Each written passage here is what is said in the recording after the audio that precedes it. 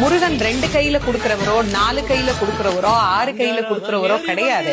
12 கையில தரக்கூடியவர்.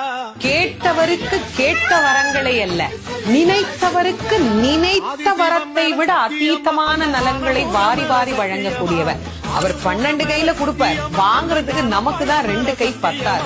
அப்பேற்பட்ட வள்ளலாக விளங்கக்கூடியவர் முருகப்பெருமான். அவர் வள்ளல்னா பக்கத்துல இருக்கிற அம்மா சும்மா கிடையாது, அவள் வள்ளி.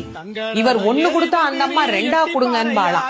அப்படி கணவனும் மனைவியும் போட்டி போட்டுக்கிட்டு நமக்கு கொடுக்க தயாரா இருக்கிறாங்க.